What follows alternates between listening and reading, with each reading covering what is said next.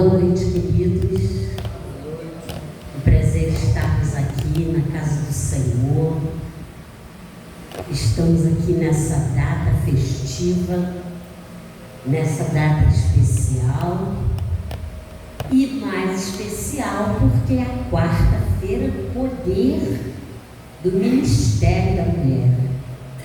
E nesse ano, o Ministério da Mulher se dedicou a falar sobre os milagres de Cristo. Então, cada última quarta do ano, do mês, a gente falou sobre um milagre. Falamos sobre a cura do leproso, né? Foi no mês passado, eu falei. A cura da mulher de fluxo de sangue, a cura do endemoniado mudo, a cura do jovem possesso, a filha de Jairo, o servo do centurião, a cura do paralítico, da sogra de Pedro e ainda muitos outros milagres de Jesus.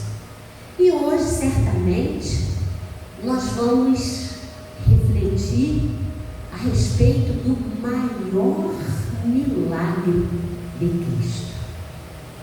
Maior milagre de Cristo. Quero convidar você para abrir a sua Bíblia no Evangelho de Lucas, no capítulo 1. Lucas, capítulo 1.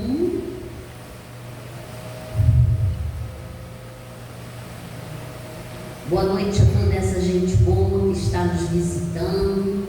Há espaço para vocês aqui em todas as quartas, viu? Não somente no Natal, mas em todas as quartas, de janeiro a dezembro. Pronto? Ok? Então vamos orar. Querido Deus, eterno Pai, que habita nos altos céus, nesse momento, Senhor, estamos com a Tua palavra escrita, aberta. Queremos pedir ao Teu Santo Espírito que habite em nós. Que agora, Senhor, clareie a nossa mente, nos capacite para ouvirmos a Tua palavra e meditar no maior milagre que Tu fizeste por nós, Senhor. Querido Deus, toma-nos em Tuas mãos e faze-nos agradecidos por todas as bênçãos. É o que Te pedimos e agradecemos em Teu nome santo. Amém? E amém, Senhor. Então você abriu o livro de Lucas, no capítulo 1, e nós vamos começar no verso, lendo o verso 26, que tem aí um subtítulo, né? E diz assim, ó: predito o nascimento de Jesus. E aí diz: no 6º mês foi o anjo Gabriel, enviado da parte de Deus para uma cidade da Galiléia chamada Nazaré, e uma virgem desposada com certo homem da casa de Davi, cujo nome era José. A virgem chamava-se Maria. E entrando o anjo aonde ela estava, disse: alegra-te, muito favorecida, o Senhor é contigo. Ela, porém, ao ouvir esta palavra, perturbou-se muito e pôs-se a pensar no que significaria esta saudação. Mas o anjo lhe disse: Maria, não temas, porque achaste graça diante de Deus. Eis que conceberás e darás à luz um filho, a quem chamarás pelo nome de Jesus. E este será grande e será chamado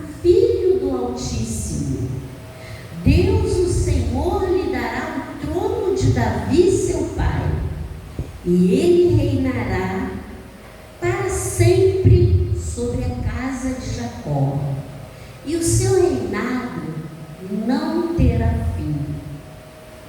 Então disse Maria ao anjo: como será isto? Pois não tenho relação com homem algum. E respondeu-lhe o anjo: descerá sobre ti o Espírito Santo, e o poder do Altíssimo te envolverá com a sua sombra. Por isso também o ente santo que há de nascer será chamado Filho de Deus.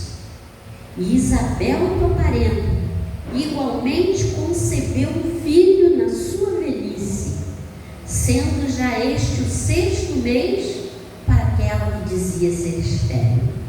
Porque para Deus não haverá impossíveis em todas as suas promessas. E aí Maria disse: aqui está a serva do Senhor, que se cumpra em mim a tua palavra. E o anjo se ausentou dela. Queridos, se eu fosse fazer uma enquete aqui para saber a opinião de vocês a respeito do que você consideraria maior milagre ou o mais belo milagre, mais encantador, tantas coisas você poderia falar: nossa, aquele milagre de Jesus da mulher com fluxo de sangue, aquela mulher que sofria tantos anos e ela nem falou nada com Jesus, ela nem parou Jesus nem nada, ela simplesmente falou na sua mente assim: ah, se eu tão somente tocar nas suas vestes, ficarei curado. Quando você para e pensa nisso, você fala: é demais isso, né? É muito legal isso. Ela, poxa, ela teve tamanha fé que ela fosse tão somente eu encostar nas vestes. Quanta gente encostava em Jesus? Ele sempre andava no meio ali da multidão. Mas essa mulher, ela foi especial. E a cura dela foi muito maravilhosa, foi linda. Mas se você parar e pensar na filha de Jairo, como estava a criança, como é que ela estava, menina? Minha nossa, coitada da garota, já era. Mas consegue Jesus salvá-la. Jesus consegue fazer muitas coisas. Mas quando chega nessa parte aqui, do nascimento de Jesus, você fica pensando: isso é incrível. Primeiro, que a parenta de Maria era estéril, mas Maria era uma jovenzinha, ela nem tinha se casado ainda, não tinha relação com homem nenhum. E daí, de repente, aparece alguém e diz para ela que aquele que nascer dela será grande. Gente, imaginem o que passou pela cabeça de Maria. Como ela se sentiu. Ela era só uma jovem, bem jovem, quase adolescente. E ouve uma coisa dessa: o que sairá de ti será grande. O poder do Altíssimo o envolverá. Nossa, imagina. Gente, Maria ficou tão feliz, que ela começou a cantar. Olha aí no mesmo capítulo, no verso 46, olha o que diz, ó. O cântico de Maria. Então disse Maria: a minha alma engrandece ao Senhor, e o meu espírito se alegrou em Deus, meu Salvador, porque contemplou na a sua serva, pois desde agora todas as gerações me considerarão bem-aventurada. Olha aí, nós somos mulheres e temos filhos. Isso é considerado normal, né? Normal, todo mundo tem filho. Mas Maria já sabia de antemão que ela seria considerada especial, ela seria bem-aventurada, seria feliz. E ela diz assim, olha, verso 49, porque o poderoso me fez grandes coisas, santo é o seu nome, a sua misericórdia vai de geração em geração sobre os que temem. Agiu com o seu braço valorosamente, dispersou os que no coração alimentavam pensamentos soberbos, derribou do seu trono os poderosos e exaltou os humildes, encheu de bem os famintos e despediu vazios os ricos, amparou a Israel seu servo, a fim de lembrar-se da sua misericórdia, a favor de Abraão e de sua descendência, para sempre, como prometeram aos nossos pais. Maria, então, permaneceu cerca de 3 meses com Isabel e depois ela voltou para casa. Se a gente parasse aí, você já poderia dizer: magnífico! Jesus ainda não nasceu, mas a história já está demais. Porque primeiro, ele ainda não nasceu, mas quando a mãe dele chega perto da outra que está grávida, o que acontece? O filho no ventre já se manifesta e ela fica encantada. Meu pai, como é isso? E Maria ficou muito lisonjeada. Seria aquela uma responsabilidade muito grande, com certeza, uma responsabilidade muito grande. Mas mesmo assim, ela se dispôs e falou: eis aqui, Senhor, a tua serva. Jesus ainda não nasceu, mas nós já podemos ver que coisa incrível. E aí, sabe o que acontece, gente? Quando, no capítulo 2, no nascimento de Jesus, olha aí, verso 1 diz assim: olha, naqueles dias foi publicado um decreto do César Augusto, convocando toda a população do império para recensear-se. Este foi o primeiro recenseamento feito quando Quirino era governador da Síria. E todos iam alistar-se, cada um à sua própria cidade. E José, marido da Maria agora, também subiu da Galileia, da cidade de Nazaré, para a Judéia, a cidade de Davi, chamada Belém, por ser ele da casa e família de Davi, a fim de alistar-se com Maria, sua esposa, que estava grávida. E estando eles ali, aconteceu de completarem-se-lhe os dias, e ela deu à luz o seu filho primogênito, enfaixou e o deitou numa manjedoura, porque não havia lugar para eles na hospedaria. Você viu? Não havia lugar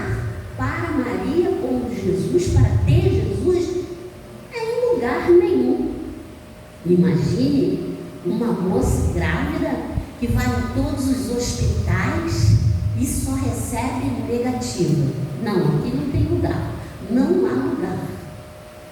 Então aquela mãe, depois de bater de porta em porta, ela vai ter um filho numa estrebaria. Se você parar para pensar nisso, você fala, que coisa milagrosa isso. Porque hoje em dia, quando vai ter um filho, como é que é?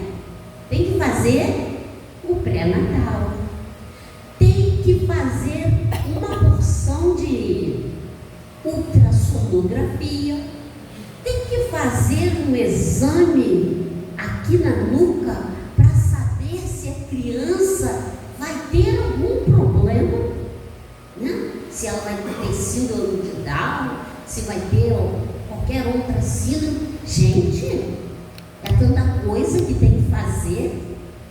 E sabe o que acontece? Aconteceu com Maria. Não tinha nada ali para ela, não tinha médico, não tinha lugar, não tinha um bercinho, não tinha lençóis, não tinha nem roupinhas, né?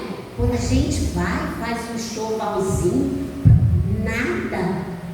E olha, Maria sabia que aquele filho seria o rei do universo.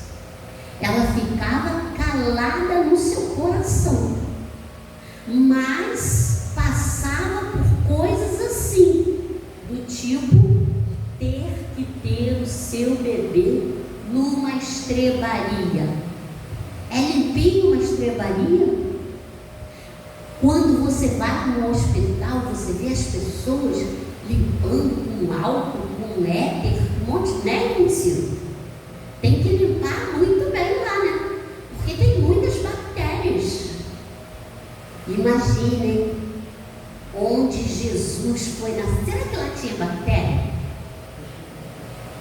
A gente se pergunta, mas com certeza tinha. Não eram mais que tem no hospital, mas eram outras, né? E Maria se submeteu àquilo, e Jesus nasceu ali. E nasceu doente ele, gente? Não, nasceu perfeito. Olha quantas situações Jesus passou para chegar ao maior milagre. O maior milagre de Jesus foi nascer numa situação dessa, e depois que ele passou por todas essas coisas, agora Jesus se transforma em um menino. Mas ele é um menino que vive entre os doutores. Ele é um menino que sabe manusear a palavra, sabe falar, sabe expor, sabe explicar. E aí você se pergunta, será que eu sei fazer isso? Será que eu sei ler a Bíblia e eu sei falar aquilo que está ali? A gente fica se perguntando, né? Porque a Bíblia fala para a gente ser um obreiro que manuseia bem a palavra da verdade. E a gente tem que dar bom testemunho do que a gente sabe. Mas Jesus, ele foi crescendo em estatura e graça em situações adversas. Não tinha uma situação confortável como nós temos hoje em casa. Mas mesmo assim, o menino Jesus crescia no meio dos doutores. E todos os que o ouviam, muitos se admiravam da sua inteligência e das suas respostas. E quando seus pais o viram assim no meio dos doutores, eles ficaram maravilhados, porque a mãe dele e o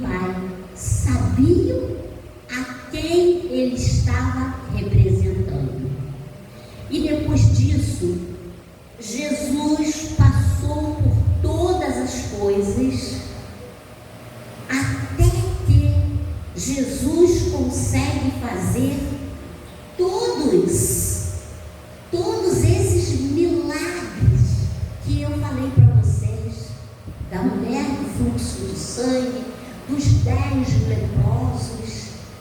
A situação deles era horrível. Eles tinham que gritar imundo para todo mundo se afastar deles. Mas mesmo assim, eles creram que Jesus poderia libertá-lo, curá-lo daquela doença horrível. E foram a Jesus. E Jesus, de fato, os curou. Mas apenas um voltou para agradecer. Jesus, ué, não eram 10 os que eu curei? Ah, sim, mas só eu voltei, sabe como é que é? Nem todas as pessoas têm a gratidão no coração. E a gente precisa ser muito grato a Deus por todas as coisas que Jesus fez por nós. Sabe, queridos, depois de fazer todos os milagres, depois de andar tanto tempo com os discípulos, depois de ensiná-los, de multiplicar pães e peixes, de atender a população, de maneiras que Jesus ficava até exausto. E ele tinha que entrar num barquinho para poder descansar um pouquinho. Depois de ter feito na presença de todas as pessoas tantos milagres, Jesus ainda foi indicado para ser crucificado no lugar de um malfeitor, no lugar de alguém que não estava nem aí para os ensinamentos de Jesus.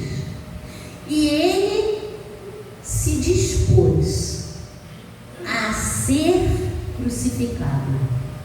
Ainda pediu a Deus que perdoasse os pecados daqueles que estavam fazendo aquilo com ele. Mas sabe o que aconteceu? O maior milagre de Jesus, de repente, depois de cumprir a profecia, no terceiro dia, ele ressuscitou.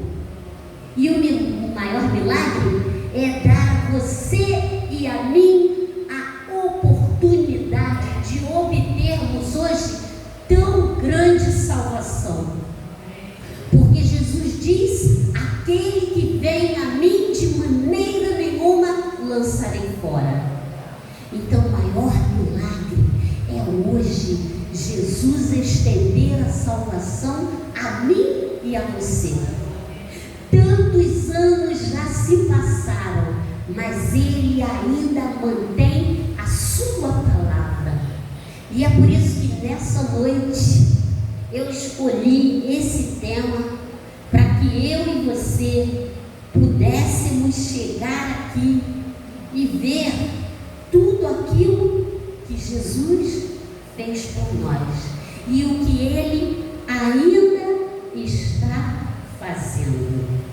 Quando os discípulos reencontraram com Jesus, depois dele ter sido morto e de ter sido sepultado, eles ficaram estáticos, assim, pasmos. Como a gente ficaria se a gente encontrasse alguém que foi morto, enterrado e depois ressuscitou? Imaginem como ficaram as irmãs de Lázaro quando Jesus chegou e falou: Senhor, já tem 4 dias que ele está morto, já está cheirando mal, já não tem mais como fazer. Mas para Jesus, o que nós lemos aqui? Não há impossível. E eu quero que você saia daqui nessa noite com essa certeza e essa convicção. Para Deus não há impossível, porque Ele é o Deus do impossível. E Jesus fez tudo isso por você. Você pode ler o livro de Lucas e você vai terminar com a ressurreição de Jesus, ele aparecendo aos discípulos, 24. Eu aqui não tenho tempo para fazer toda esta leitura, explicar para você, mas vou dizer para você, eu li lá em casa e é maravilhoso. O maior milagre de Jesus foi ter passado por tudo isso para dar a mim e a você a salvação. Que o Senhor nos abençoe e que a gente, cada dia, esteja mais e mais convicto de que Ele nos ama e nós precisamos de gratidão no nosso coração para responder ao que Ele fez por nós. O Senhor nos abençoe.